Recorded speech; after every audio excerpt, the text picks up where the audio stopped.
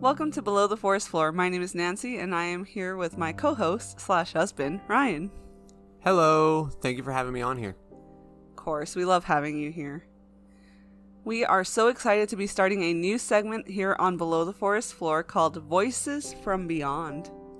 See, I really like the idea of this. When I was kind of like talking to you that one time, I was like, we should really try and do something where we can have viewer stories and stuff. And go ahead.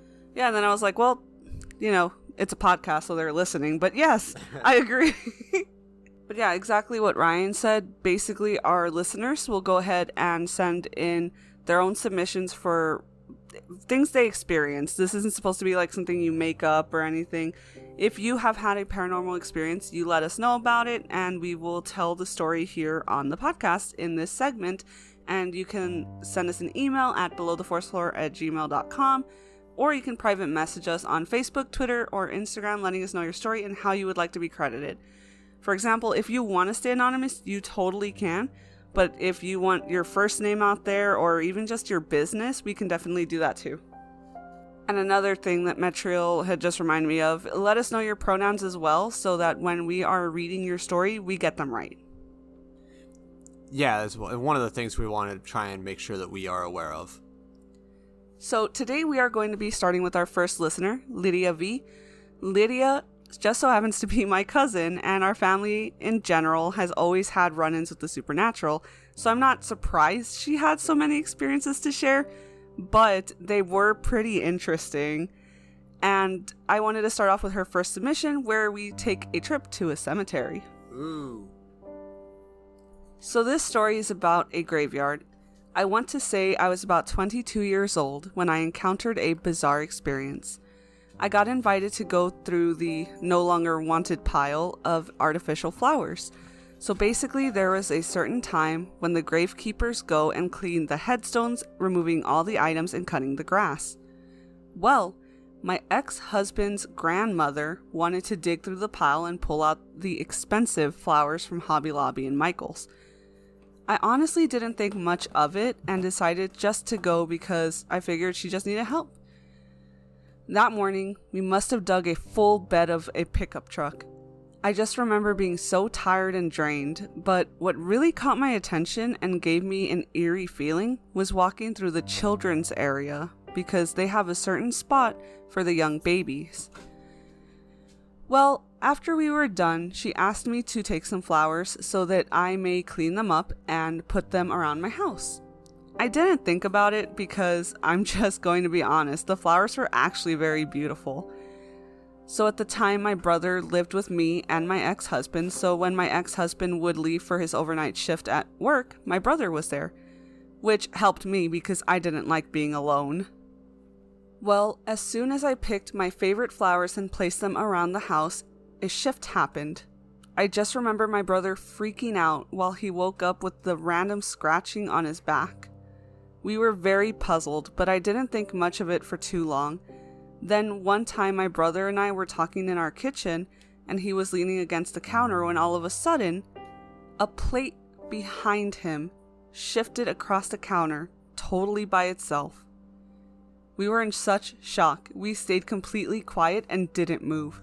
We both got chills running through us, and couldn't believe our eyes. On another occasion, my brother said he got up to use the restroom, and while he was starting to brush his teeth, he left the door open a bit. Well, as he came up to rinse his mouth, he quickly saw a little girl with a dress run fast across the other room through the mirror. He said it freaked him out because none of us had kids at the time, and it would have been impossible because we now have nothing but little boys. I also remember one night, my ex-husband was working the overnight shift when my brother and I were watching TV in our dining area when all of a sudden I looked towards him and witnessed a dark figure standing behind him. I automatically froze with fear. I couldn't believe my eyes.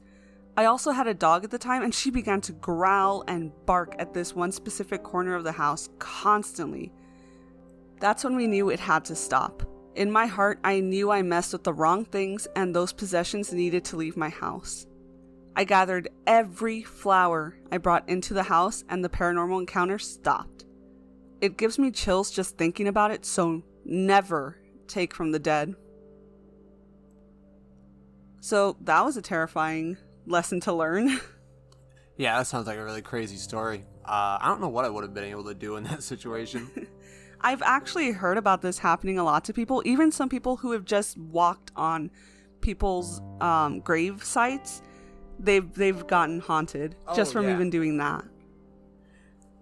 Yeah, and along the same times where it's like, you know, buying things online where people, like, kind of like the cursed objects thing, almost like with the dolls in our last episode that we did like that.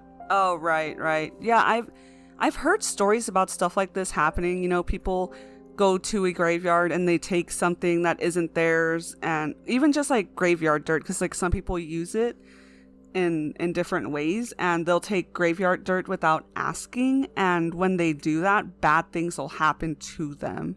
Yeah, and there's the big spiritual part of, like, you know, the sacred ground of a cemetery, a hallowed ground, you know, stuff like that.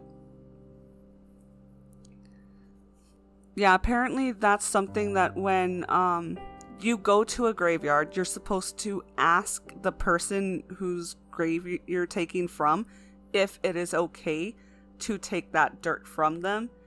And usually some people only do it with their own family members' dirt, but I would suggest people just not do that if you don't have to or don't need it for your practice, because honestly, it's disrespectful to the dead, and you don't want something like this happening to you. Yeah, I can definitely see that. Now, Lydia's second submission has to do with a friend of hers and an uncomfortable situation. So this happened at my best friend's house, and at the time, her house looked like it was actually connected to the missions. The mission conception, I believe, is the mission that I've always thought looked very creepy to me. I mean, it's beautiful architecture, but every time I go around them, I always get this weird feeling like I'm being watched. Quick break from the story, if you don't know what a mission is, be sure to look it up. It is a bunch of different places in San Antonio that are very, very old. They're actually all around the U.S. too. Yeah, this one's mostly talking about the San Antonio missions, and they're actually kind of famous. No, yeah. So, because of this, her house looked just like the missions. She would always become very upset. And just a trigger warning, this friend that is being spoken of did pass away tragically in 2010, so if it sounds like we're speaking of her in a past tense at any point, this is why. She used to get very upset, and she would get especially upset when tourists would actually want to walk on her property and look at the house, because it wasn't part of the missions, and to her it was her house, her property. The first experience I encountered in her house is back when we were in middle school. We had just come back from school and we were hungry, so we decided to head to the kitchen. Her mom's house was pretty big, and it was just her and her mom. Because of this, my friend's room was in the very back. I remember her kitchen had swinging doors as well. I mean, it was a very nice looking house, but very old and scary at the same time. Well, I remember going to her kitchen, and she told me to stay in her room because she was going to go make us some sandwiches. In her room, she had the TV on the wall and her bed facing the TV, so that when you would go through her door, you were actually putting your back to her as she entered the room. Well, I was watching TV at the time, and she was making the sandwiches, and I just remember feeling an indent on the bed, as if she had just jumped and landed on it really, really hard. I thought, oh, she's just trying to scare me, so I turned around and nobody was there. I mean, I actually felt the bed move as if a person had landed on top of it. The amount of pressure really freaked me out. I kept it to myself because I remember her telling me that she didn't like hearing stories about her house because she had to live there and her mom would work overnight sometimes.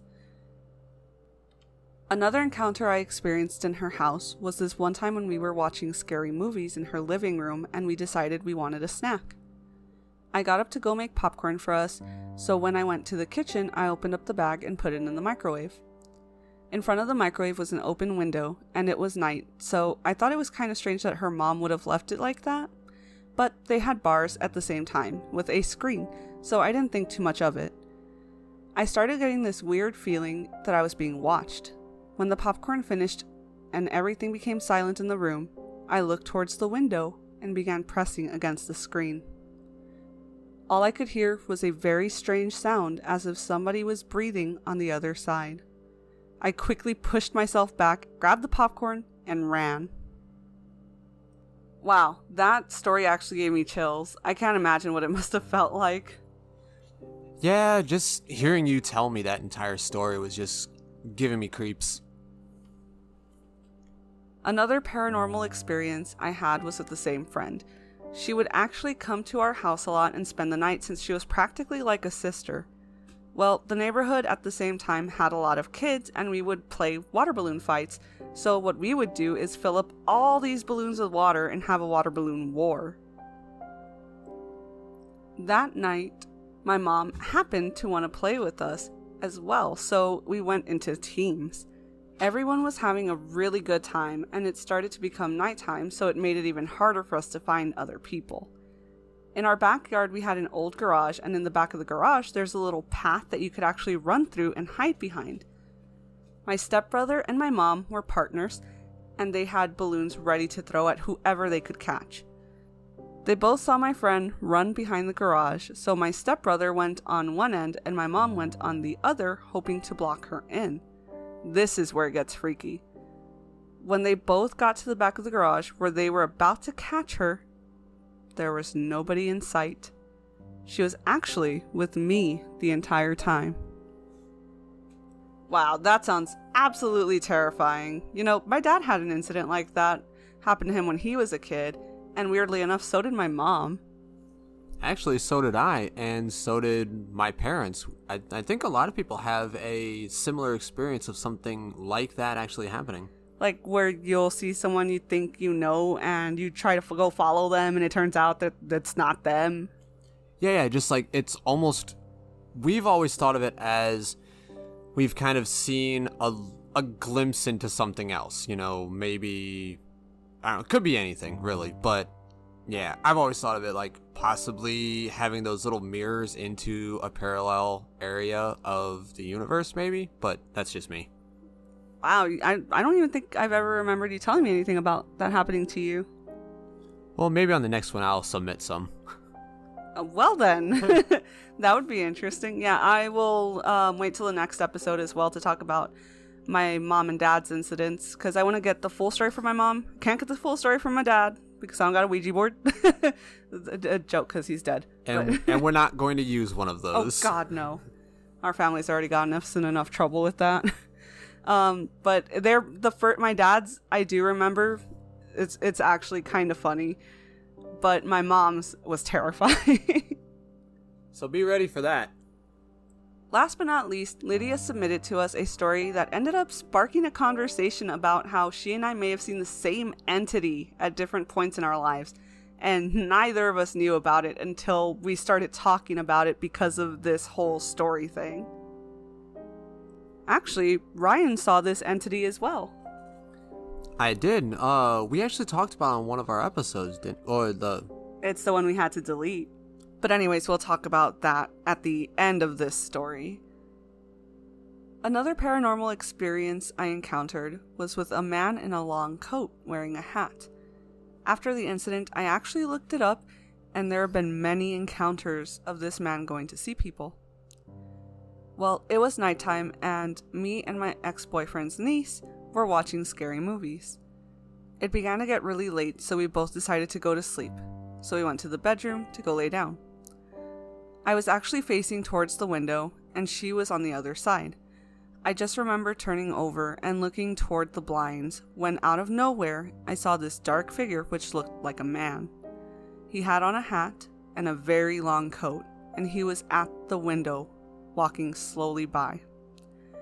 I grabbed my blanket tight and closed my eyes in the hopes that my ex-boyfriend's niece wouldn't see it. I stayed very quiet until I heard her say, "Did you see that?" And in my head I said, "Damn it, she saw it, so that means it was real." I said, yes, I did. So we quickly jumped out of bed and ran into the living room, and we actually slept there that night. Everyone was asleep, and it was summertime. Nobody in their right mind would be wearing a coat in Texas. Alright, so I'm going to be completely honest. I screamed after I read this one. When she mentioned that man that was wearing the coat and described his silhouette, I told my husband, and we both remembered the time that we saw the same figure, but it wasn't just a figure. We saw the full-bodied man wearing, like, detailed clothing. And he looked like a person was standing right in front of us outside. And it was the most detailed I've ever heard about this person. I think we got, like, a very good look. But then again, it felt like it was a whole nother dimension. But we cannot talk too much about it because the other episode that we did about this person, we had to delete due to the fact that very, very bad things started to happen to us after we had uploaded it. And then once we talked to each other about possibly like deleting it for now and then seeing if things settled down, and they did, surprisingly enough. Yeah, I was like, oh, if nothing changes and our luck stays the same, then we were just being superstitious. Nope, everything bad that was happening stopped immediately when we deleted it. But I will say that one of my aunts, not my cousin's mom, another aunt, my mom, myself, my brother, my husband, and now one of my cousins have all reported seeing this being with the coat and the same kind of hat. And we may not be the only ones. I was telling Ryan that sometimes I'll go into the comment sections of paranormal TikToks that I find, and I'll read people's reactions to the videos, and I end up seeing tons of comments of people talking about a time where they saw a man in a long coat with a hat, and that'll have like nothing to do with the video. It's just people sharing their experiences. And before this episode, when we were talking about that stuff, I also had brought forth the thought of, like, what was it, the gray man that shows up a lot of times before, like, hurricanes or something like that. I wonder if it's something along those same lines as well. Because it's a coat and a hat, but everyone thinks of it as, like, that Gordon's Fisher person, you know, for fish sticks. Yeah. You know, it's funny. Lydia and I actually had a paranormal experience together when we were kids. And we were actually too young to remember it. I don't know if she remembers this, and I'm totally going off from my own story that my mom told me about this time. So, Lydia, if you remember this, or if your mom ever told you about it, let me know, because I'm not sure. So, the story goes that my mom and my dad were going to go visit his family. I think that was around the time that my dad's dad was dying. And they wanted to go down to see him one last time. And my mom didn't want to go alone because she didn't know anybody there. And she knew my dad wasn't going to spend time with her. So she was like, she told her sister, no, you're going to come with me. And that was Lydia's mom. And she brought Lydia. And so one night while my dad was out partying, which my mom got right, something very strange happened. My mom and Lydia's mom were getting ready to go to bed, and so they decided to lay on the outside of the bed, and they had us kids on the inside to make sure, you know, that they could keep us safe if anything were to happen, like someone walking in or something, you know. Well, sometime during the night, our moms began to hear footsteps walking around the bed as if someone was pacing the entire night, and no one was there. I thought it was really interesting, especially because my dad had always told me a separate story than that, because my dad wasn't there that night, and I don't know if my mom ever told him, but he would always tell me stories that when his mom passed, after she passed, he would experience hearing footsteps walking around his bed at night, and he actually believed that was his mom checking on him. And I've heard stories like that before too. I like to hear that story because I don't know that one, but I've heard stuff like that before too with people. Yeah, my dad used to tell me a lot of stories because he experienced a lot of supernatural stuff growing up. Like I mentioned earlier, you're gonna hear one of them a little bit later. But this one I thought I told you about, it was actually really interesting because my dad had told me that story separately, and I never expected to hear my mom tell me this story, and I thought it was really cool. because maybe it was my, grandmother checking on us. Well, that was interesting. I didn't think I was going to have a story to tell. But up next, we are going to Flora Township in Illinois to talk about Bloods Point Road. I knew absolutely nothing about Bloods Point Road until my good friend Sierra reached out to me with their personal experience in this area. Have you ever heard of it, Ryan? You're from Illinois. No, actually. This is the first time I even heard about what this story was about, and no, I really have not. Well, someone doesn't get out much. Well, you know that. So, I was being told this story by Sierra, and I found it absolutely fascinating and wanted to share with y'all some info I found out before I tell their story. So, Bloods Point Road is known to be a site of many hauntings and tons of criminal activity. Like, so much criminal activity that DangerousRoads.org claims it's one of the top most dangerous roads in the United States. Oh. This road also leads directly to a haunted bridge that some say is where a school bus carrying children flew off and held no survivors. You saying that? I have heard of this place. No.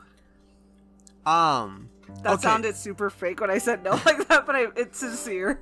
My older brother actually has a story about them doing the whole baby powder on the car trick. Which one?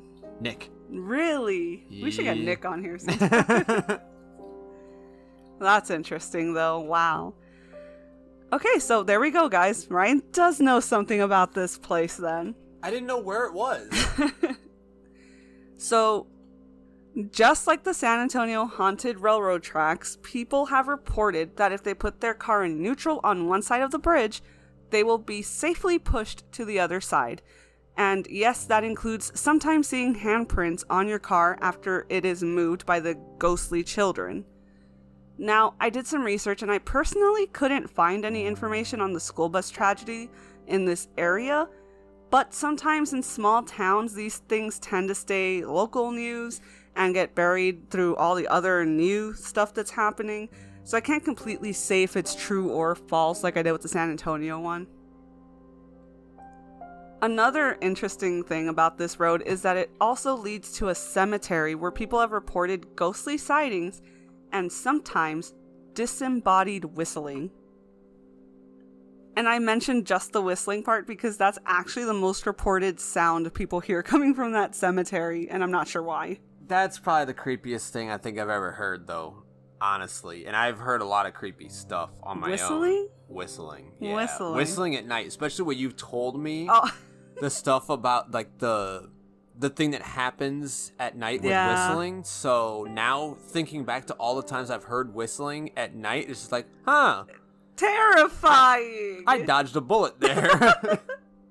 So, before I read Sierra's story, I just wanted to let you all know that Sierra has an adorable shop called Kits Knits, and I always have such a hard time reading that, and I don't know why.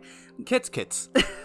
No, it's Kits Knits on the website Store Envy, where they sell hand-knitted and crocheted accessories from hats to bags to scarves, and they're so flipping cute. I cannot wait to get some of my own because they're so nice. And remember, if you submit a personal story to be read during our Voices from Beyond segment, you too can get a shout out for your business. Alrighty, so now on to our actual last story of the evening. I've been here a few times. I never went to the cemetery, I was too scared. But I've been to the bridge a few times and the tracks. There's a heavily wooded stretch of road between the bridge and the cemetery. One time I went down this road with friends, past the bridge and toward the cemetery. Out of nowhere, a herd of deer started running across the road, and we decided to turn around after that because it spooked us so bad. It feels super creepy out there, and all the pictures taken have orbs. Another visit, a couple of friends had gotten out of the car and walked down to the cemetery to take a few pictures. When they got back, all the pictures were orby and foggy, and they were both super spooked, but didn't say what had happened. Other friends who have gone said that their cars would stop working near the cemetery or they'd get a flat tire. Wow, I can't imagine having the courage to even just go to one of those places. That's like so freaking creepy to me. There's a place in Maryland when I lived out there that was to the south, like on the way to Pocomoke. There's this thing called Pocomoke Woods or Pocomoke Forest or something like that. But it's creepy because if you get just a couple of minutes into the woods like that, you lose cell service. No! And the trees, like if you get turned around on the road, you don't know which direction you're actually going because it looks the same on both sides. I hate that. I hate that so much. Thank you. I hate foresty roads. They scare the heck out of me, and I try to avoid them as much as possible. Like when we're going to Indiana sometimes, I absolutely cannot. Yeah, when we get to that certain spot, I know which place you're talking about because you're usually passed out by the time we go through there. I force myself, I cannot sleep in a car because of like the trauma. Well, that's not going to be talked about anytime, but I can't sleep in cars. But when we're getting to this part, it's like my body knows. I shut down and I just I'm out because I cannot stand going through foresty areas. And I even remember this one time when I was a kid, that my parents were taking us through a foresty area in San Antonio because it was like a more quiet side of town, and all I remember is just blurs of trees and like my mom and dad talking, but it sounded like they were in a fishbowl. Like it freaked me out so bad. I just completely disassociated from everything that was happening around me. It's just like with me and zoos at night. I don't know why, but it just gets so much scarier to me. Zoos are very creepy at night, and I've been to a few of them at night. Why? It's very creepy. Like events and stuff like that, even with, stuff like that, it's creepy. I still couldn't do it. No, there could be like, they have like those big giant floodlights on. I wouldn't go near a zoo at night. No, it's unnatural to me. Let those poor animals sleep. We absolutely adore telling our listener stories today, and that's why we believe our new segment, Voices from Beyond, belongs here with us below the forest floor. Thank you to all of our wonderful listeners for always listening and all the amazing positive messages we get for every episode. You guys mean so much to us, and that's why we would like for you all to join us on August 17th when Ryan and I will be celebrating Below the Forest Floor's 1-year anniversary! Yay! So what's going to happen is that we are going to be reminiscing about our favorite episodes, because for a while there, Ryan wasn't on the show with me, and he just would listen to my episodes while he was at work. I was just doing puppeteering behind the scenes. And so I want to talk to him about it, because he always tells me that he has like favorite episodes. And oh yeah, I think the very first one that you ever did was one of my favorites, because like hearing the little stories of that creature and then getting to actually know a little bit of the history behind it then, and like where it came from and the lore behind it, I loved it. And I'm so excited because I love talking about the lore of these creatures when I can find some. I love looking more into what exactly happened behind these stories. Like in the last episode about haunted forts, where I got to find out a little bit about the history of these places and what actually happened there. I got to read a newspaper that had been scanned from the 1850s. It was incredible. And this this show has honestly scratched that history buff side of me, because I honestly need to find real information on these things when I tell you guys about them. But yeah, it's going to be on a Tuesday, I believe. So you guys won't want to miss it. It's going to be really fun and chill and definitely out of the norm for us. And then we will get back to our regular programming, and we will be doing more episodes on SCPs. If you don't know what that is, Ryan is here to tell you about it. So the SCP Foundation was a fictional organization documented by a web-based collaborative fiction project of the same name. So it's people are able to submit fan-made stories, sorts of things, fan-made items. We'll go into that stuff, but the first episode we're thinking of doing the Foundation in general and then diving into some of the specific SCPs, because I know that Nancy had done one on, I can't remember the number for him. It was Peanut. Peanut, yeah. Yeah.